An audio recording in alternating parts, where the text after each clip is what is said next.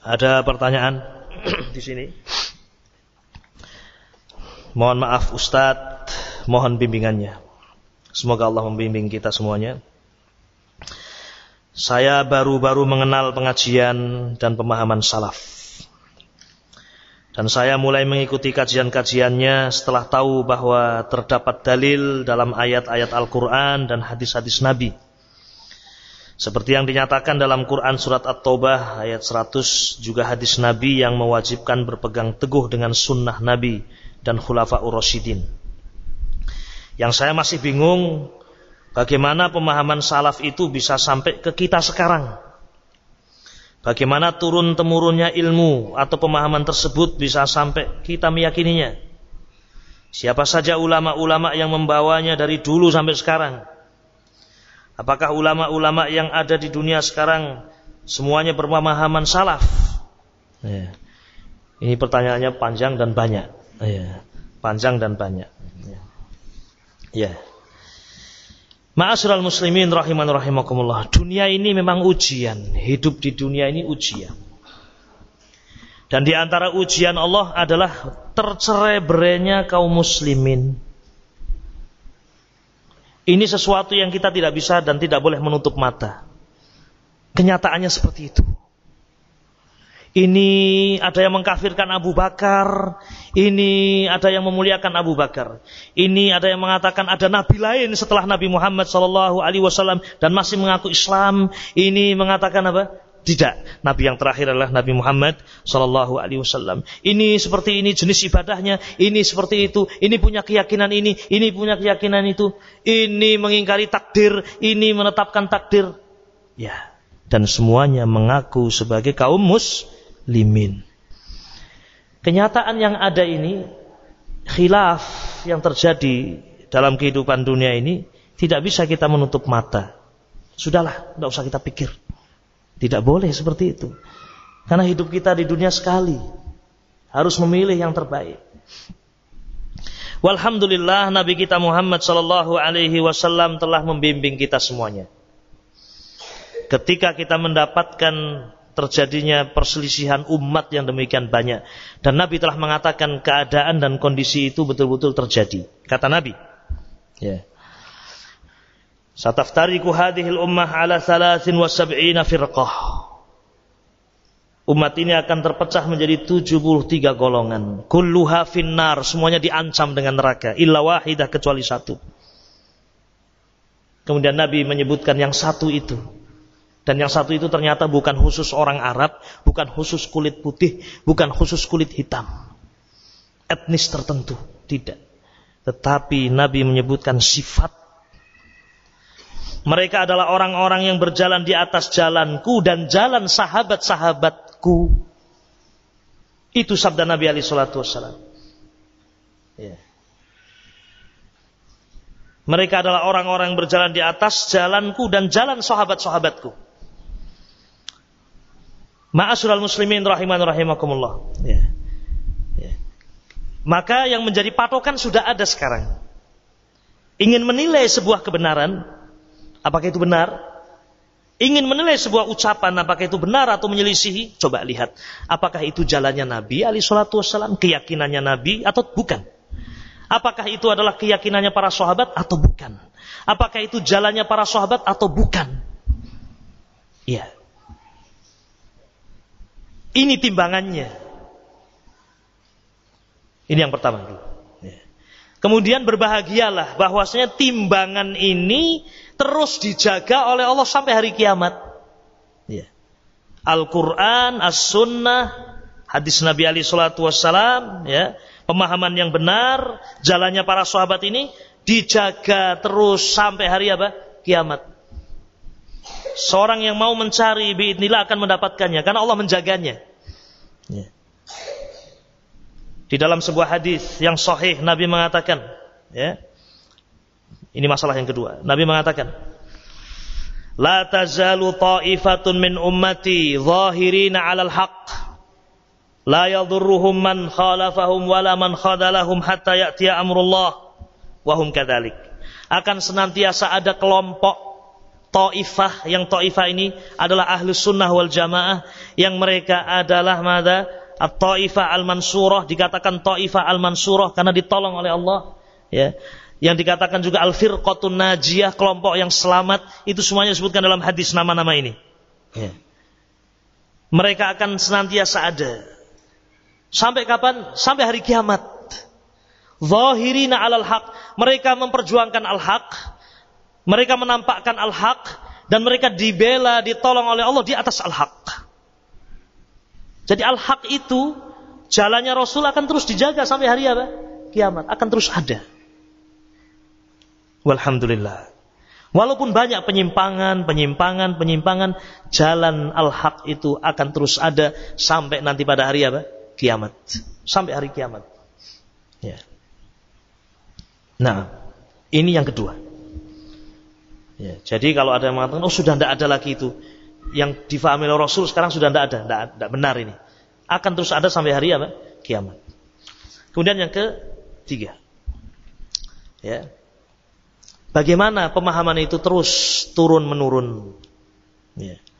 Walhamdulillah, ya, Allah Subhanahu wa Ta'ala menyiapkan kelompok tadi yang dikatakan Taifah Al-Mansurah, Ahlus Sunnah wal Jamaah, dan mereka kata Imam Ahmad adalah Ahlul Hadis, orang-orang yang mempelajari ilmu hadis, yang membaca hadis-hadis Nabi alaihi salatu wassalam, yang menghafalkan hadis-hadis Nabi alaihi salatu wassalam, mengajarkan hadis-hadis Nabi alaihi salatu wassalam, dan mereka adalah salafiyun.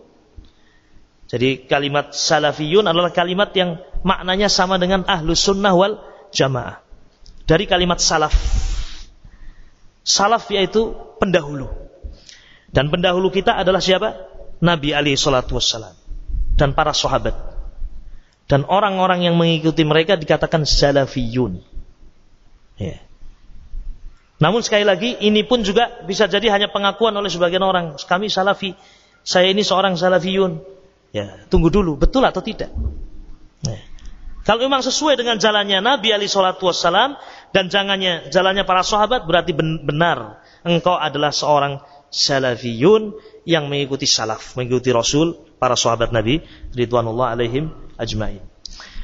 Jalannya Nabi ini turun menurun. Nabi alaihi salatu wassalam mengajarkan Al-Quran dan Sunnah kepada generasi yang pertama. Siapa? Para sahabat. Dididik oleh Nabi. Semuanya disampaikan oleh Nabi. Al-Quran dibacakan semuanya, hadis dibacakan semuanya, pemahaman yang benar diajarkan semuanya. Sehingga para sahabat di zaman mereka tidak ada yang berbeda pemahamannya. Nabi wafat dalam keadaan Islam telah sempurna. Setelah Rasul wafat, para sahabat tidak tinggal diam. Mereka justru semakin merasa tanggung jawab dan amanah dakwah ini berada di pundak mereka. Mereka pun terus melakukan ekspansi dakwah, jihad fisabilillah, sampai ke dataran Cina sana, Azerbaijan dan seterusnya. Ya, sampai ke Mesir, sampai terus ke timur dan ke barat, seperti dikatakan oleh Nabi alaihi salatu wasallam, wa sayablugu mulk al-ummati, sampai ke barat, timur dan barat, sampai ke timur dan barat. Disampaikan ilmu itu apa adanya kepada para tabi'in. Para tabi'in seperti Hasan al-Basri, ya, Sa'id ibnul Musayyib, Muhammad ibnu Sirin, ya, taib,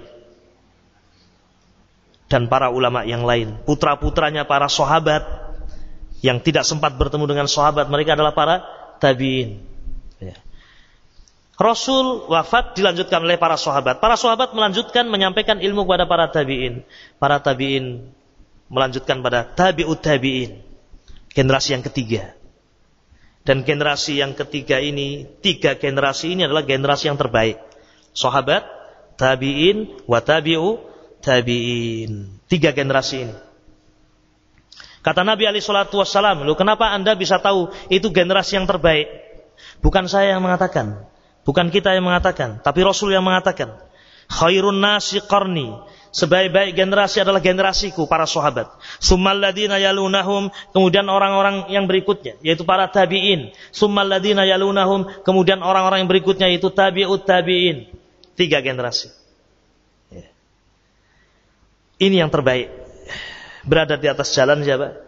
ya, Rasul SAW. Dan di zaman mereka ini terus berkembang aliran-aliran yang apa? Yang menyimpang, sempalan itu terus keluar. Ya.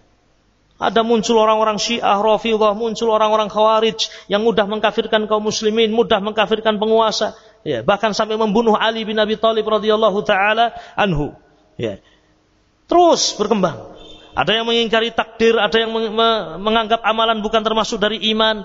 Terus ini 3 generasi ini eksis, dijaga oleh Allah. Kenapa? Karena berpegang teguh dengan jalannya siapa? Rasul dan jalannya para sahabat. 3 generasi. Nama-nama mereka tertulis. Peninggalan-peninggalan mereka ada. Buku-buku mereka. Kemudian datang generasi yang keberapa? Keempat. Inilah generasi Imam Malik bin Anas, Imam Ahmad bin Hanbal, Imam Syafi'i rahimahullah. Ini di generasi yang keberapa? Yang keempat. Jadi generasinya Imam Ahmad, Imam Syafi'i, ya, Imam Malik, ini berdempetan langsung dengan generasi yang apa? Yang terbaik ini. Dan bersama dengan yang lain ada Imam Ishaq bin Rahuyah, Al-Imam Al-Auza'i rahimahullah. Ini para ulama. Ya. Ya. Ma'asyiral muslimin rahimakumullah. Dan mereka ini punya peninggalan semuanya. Imam Syafi'i punya peninggalan, buku-buku beliau.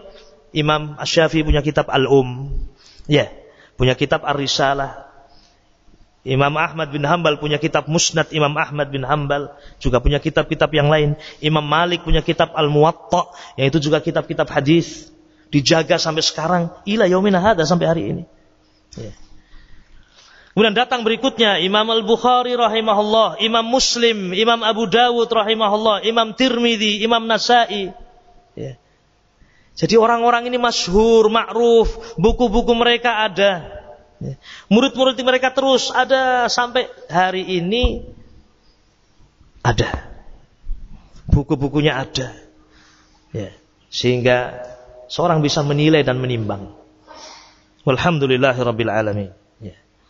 Dan di antara sebab kenapa syariat Nabi itu terus terjaga, kenapa? Karena para ulama kita selalu mereka meneliti berita. Ini penting saya sebutkan. Kenapa bisa terjaga? Di antaranya adalah karena mereka selalu meneliti berita. Jadi perang terhadap hoaks, ya, saya bahasakan seperti itu. Bukan orang-orang zaman kita saja perang kepada berita-berita dusta. Sudah sejak dulu. Dan yang mempelopori pertama adalah kaum muslimin. Allah Subhanahu wa taala, Allah berfirman dalam surat Al-Hujurat, yang memerintahkan kita untuk meneliti berita, tidak sembarang menerima berita. Ya ayyuhalladzina amanu in ja'akum fasiqun binaba'in fatabayyanu an tusibu qauman bijahalatin fatusbihu ala ma fa'altum nadimin. Wahai orang-orang yang beriman, jika datang kepada kalian berita, jika datang orang fasik membawa berita kepadamu, fatabayyanu, telitilah berita itu. Jangan terima mentah-mentah. Karena kalau diterima mentah-mentah, fatusibu qauman bijahalatin fatusbihu ala ma fa'altum nadimin. Bisa-bisa engkau akan melakukan sesuatu, menimpakan sesuatu kepada suatu kaum tanpa landasan yang jelas, tanpa landasan yang benar, kemudian engkau menyesal atas perbuatan kamu itu. Iya. Nah, kalau tidak meneliti berita ini bahaya. Ya. Dalam urusan dunia, apalagi urusan agama. Ya. Ada orang datang kepada kita, istri kamu seperti ini. Tidak kita teliti langsung, saya cerai. Nah, tidak diteliti benar atau tidak. Siapa yang menyesal nanti? Orang yang mencerai istrinya. Ya, ma'asyiral muslimin. Dulu, di zaman Rasul masih hidup, para sahabat tidak perlu meneliti berita. Maksud saya, karena berita itu langsung diambil dari siapa? Rasul, jelas benar. Rasul mengatakan, sudah langsung dari sumber berita. Namanya dari sumber berita yang terpercaya sudah. Ya. Atau sahabat mendengar dari sahabat yang lain. Dan para sahabat adalah orang-orang yang jujur, tidak berbuat dusta sama sekali. Namun setelah Rasul wafat, ya, mulai muncul kelompok-kelompok yang apa? Yang sesat. Ya. Sampai terbunuhnya sahabat Utsman bin Affan pada tahun 35 Hijriah. Bisa dilihat dalam sejarah. Utsman bin Affan dibunuh pada tahun 35 Hijriah. Dan sudah mulai muncul kelompok-kelompok yang sesat. Disebutkan oleh Muhammad bin Sirin, salah seorang tabi'in, muridnya para sahabat. Beliau mengatakan, kanu la yas'alunan nas anil isnad, falamma waqa'atil fitnah sa'alu anil isnad, fayanzuru ila ahli sunnah fayakhudhu hadithahum, wa yanzuru ila ahli bid'ah fayutraku hadithuhum. Dulu manusia di zaman Rasul masih hidup tidak pernah bertanya tentang sanad. Ini berita dari mana? Tidak perlu, karena langsung dari siapa? Rasul. Namun ketika sudah terjadi fitnah yang dimaksud adalah terbunuhnya Utsman bin Affan, dan mulai muncul kelompok-kelompok yang sesat, maka kalau ada berita selalu ditanya, ini berita dari siapa? Hadis ini dari siapa? Ya. Kalau ternyata sumbernya adalah dari orang-orang yang sesat, ditinggal hadisnya. Kalau itu dari orang-orang yang apa? Yang termasuk dari ahlus sunnah, maka diambil hadisnya. Dan itu terus dipakai terus sampai hari ini. Ya, maka terkenalah ada sanad hadis. Imam Bukhari meriwayatkan hadis sampai Nabi itu melalui jalan orang. Dari fulan, orang yang terpercaya, dari fulan, orang yang terpercaya, dari fulan, orang yang terpercaya, dari Rasul alaihi salatu wassalam. Ya. Ma'asyiral muslimin rahiman rahimakumullah, dengan itu terjagalah hadis Nabi alaihi salatu wassalam. Ya.